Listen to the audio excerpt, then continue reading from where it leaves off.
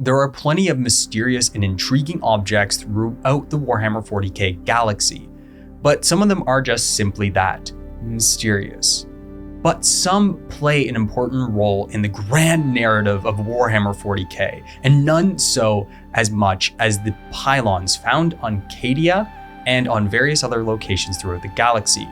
These black-hued monoliths are made of a particular material called Blackstone. Surprise, surprise, Blackstone, haha. The Blackstone has been mined by the Adeptus Mechanicus for millennia without knowing its true power. They have some inkling and understanding of how it could potentially be used, but they were never able to use it to its full potential. And where they actually found the greater concentrations of Blackstone are on tomb worlds of the Necrons. Unknown to the Mechanicus most of the time when they begin mining these materials, since these tombs are hidden deep beneath the crust of the planets that these tomb worlds are found on. Sometimes the Mechanicus would actually begin to delve deeper into these tombs to find more and more of this concentration of Blackstone, only to be faced with hordes of quiet, unmoving warriors that would gun them down with gauze weapons, or to be completely swarmed by the buggy boy scarabs that would show up and take over. But they would be awakening these tomb worlds early. It wouldn't be known until after the fall of Cadia the true purpose of these pylons, and if the Mechanicus had have known how to utilize these pylons to the best of their ability, we may not be in the situation that we are in the current Warhammer 40k universe. So what are these pylons? What are they made of? How have they actually been used throughout the galaxy, and what can be done with them in the future? Let's get into it. The first use of their true power was on Cadia itself.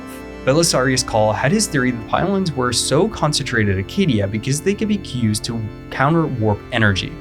This being the reason why Cadia was not enveloped by the Eye of Terror when it was created by the birth of Slaanesh in the Aeldari about 10,000 years beforehand.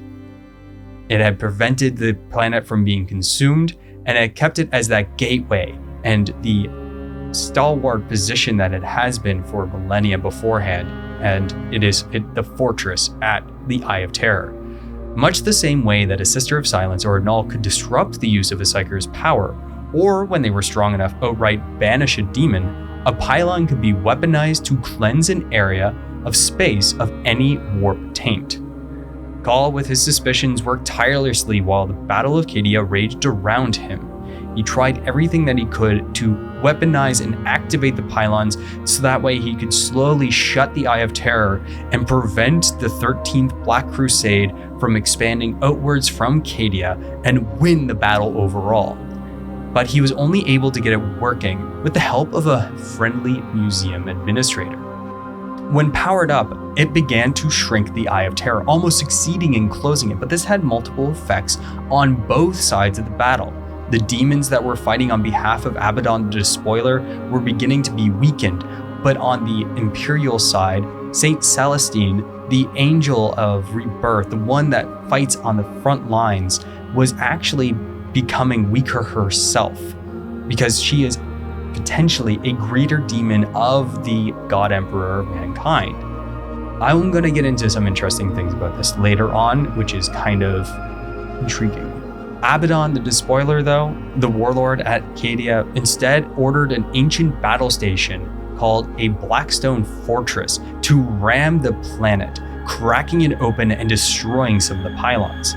With the planet destroyed, the Eye of Terror ripped itself open again and across the galaxy, becoming the Cicatrix Maledictum. The Blackstone fortresses themselves, why was it able to actually destroy a pylon just by simply crashing into it? It's because it is the size of a moon. These are gigantic spaceships that are actually found throughout the galaxy with hidden mysteries in it, which you can find when you play games like Blackstone Fortress, or if you actually go into other mysteries. Why was our friendly museum admin capable of turning the pylons on, though? Well, it's because he is Trazyn the Infinite, a Necron overlord, and he was there when they were created.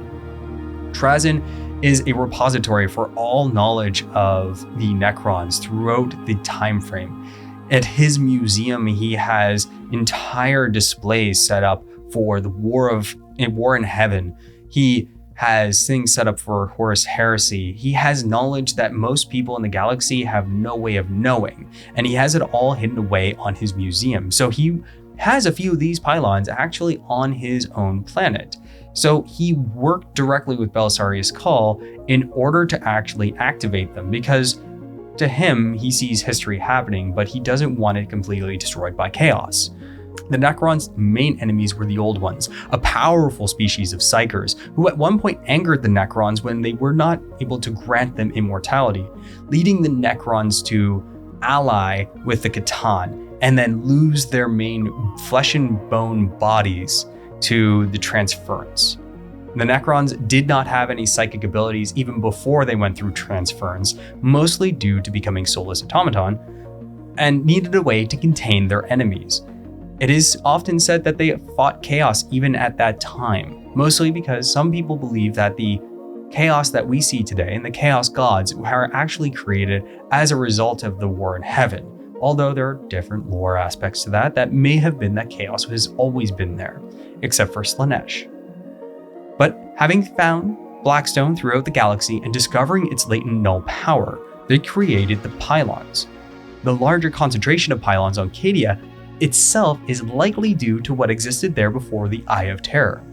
The Eye of Terror is not a natural phenomenon. It did not exist during the War in Heaven, but instead it is the afterbirth effect of Slaanesh's creation by the Aeldari, as the Aeldari had been engaging in a significant amount of excess, of hedonism, of taking in pleasure more, in excess of everything.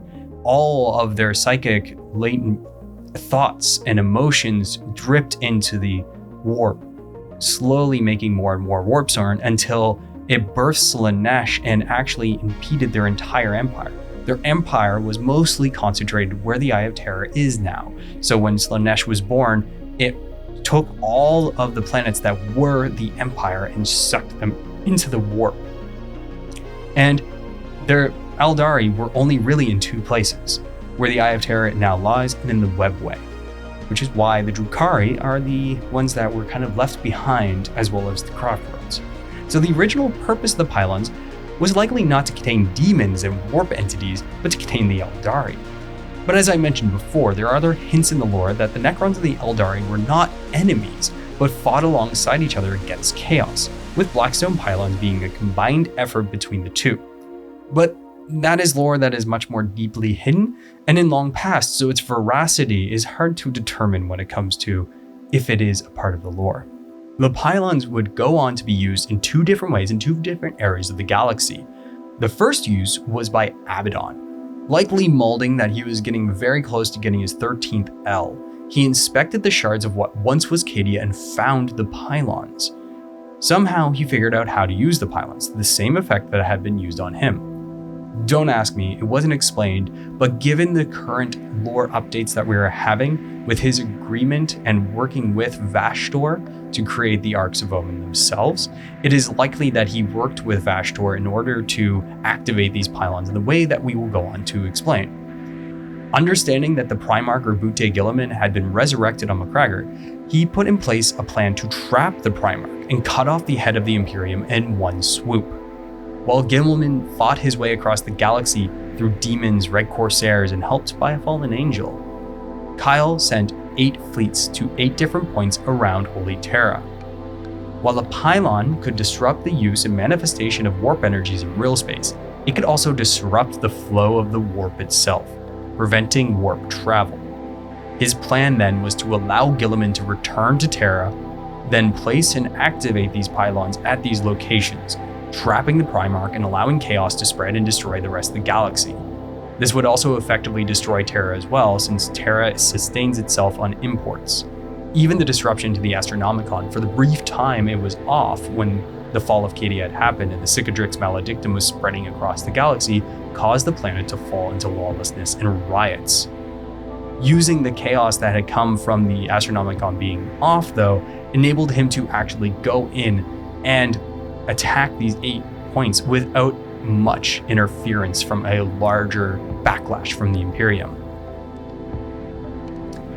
His plan almost succeeded if it weren't for a small group of Sisters of Silence led by Teneo Elea and a small shield house of Custodes led by Valerian Too Long a Name. This group had left Terra against orders, given the ability to leave by a minister of the High Lords. Before this, Custodes had not left Terra to fight in force for millennia, and the Sisters of Silence had been hiding throughout the galaxy for the same amount of time. They boarded the ship at Vorlise that was carrying the pylon before it could be dropped on the besieged planet below and activated. With only Valeria and Alea left, the others of their cadre killed in action, they led one final desperate charge against the enemy. But before they could fall, Guiliman had entered the system, hearing about their efforts and what they were trying to prevent, and coming with a fleet, defeated the Chaos forces in the system. While the rest of the pylons had been activated, Vorlise became the one route the Imperium could use to leave and enter Terra. It was reinforced, and Guiliman began his Indominus crusade through this narrow warp route. So when I said that the pylons have played a significant role in the narrative of what is happening now, I really did mean that. The Indominus crusade would not have happened without these pylons having been prevented or if they had been activated. So they are playing an incredible role into what is going on in the grand narrative. The other use has been in the Pariah Nexus, in a small section of space in the galactic south, near Nocturne, the homeworld of the Salamanders, and near Rin's world, the homeworld of the Imperial Fists, lies an area of space that is oddly cut off from the warp. Travel into and out of this section of space is difficult. Those that lived in this section of space become sapped of their energy in something deemed the Stilling, very similar to what happens in the Serenity movie on a very particular planet, Miranda. At the center of this region is the system of Zendu, home of the Cryptek Ceres, and a vast structure of Blackstone Pylons. What Ceres is completely up to is not well known, but these pylons are being deployed further and further out from the center and deadening the warp around them. So likely what they are trying to do is set up an area of space where they can operate and begin to mass forces to fight against chaos, because they don't have to worry about the entities of the chaos realm actually entering into this area. So they can begin to amass and work outwards from there. Not much is completely known about this. There have been some stories that have been brought up about this. There's an animation that is yet to be released, and it will be released soon, detailing the battles between Necrons and Sisters of Battle. This region also gives rise to one of the more controversial aspects of the Sisters of Battle. As I mentioned before in the Battle of Cadia, when the Eye of Terror was actually shrinking and the amount of warp energy that was being used in real space was diminishing, Saint Celestine was actually weakening as well, and she was screaming in pain that the Eye of Terror was closing. So there is a connection between the faith of the Sisters of Battle and warp usage, and maybe some latent psychic abilities. It's not known how miracles work for the Sisters currently, but a lot of the theorization is that it is actually warp-based. But there was a sister in this region who is still capable of using her miracles, despite there being no warp abilities being able to use. There was no connection to the warp. A Psyker in this area would not be able to use any of their powers. And yet a Sister of Battle could actually use a miracle. So there's some controversy in how these pylons are being used and how they actually connect and how it connects to the miracle usage by the Sisters of Battle. I'm not going to go completely into this, but saved it to say that the pylons are now having a greater role throughout the galaxy, and that there is going to be a lot more that comes up with how they're going to be used. Belisarius Cawl has been slowly roaming his way across the galaxy, learning more about the different tomb worlds that exist and different relics that the Necrons have left behind, so that way he can use it to fight the Great War against chaos. So we'll have plenty that goes on there. I would like to thank our first Patreon Puppet Jam. He's joined us at the Lord. And if you want to support the channel as well and get us to slowly build out, you can join us at our Patreon at patreon.com/inreallore. As well, we do live streams at 11 a.m. on Sundays, where we will be doing painting or building of various models. And while you're there, if you want to super chat, any support that you put into a super chat is actually going to be going towards a fund for Sonam to get her biggest goal. And this was not my idea. This is completely her thing, but she wants to actually get a Warlord Titan. So any super chats that are made during the live stream will be put into the pot for her to get her big mech. Again, not my idea. If you liked this episode, just follow us at inreallore on YouTube or on wherever you get your podcasts, and I will see you in the next one. Thank you. Goodbye.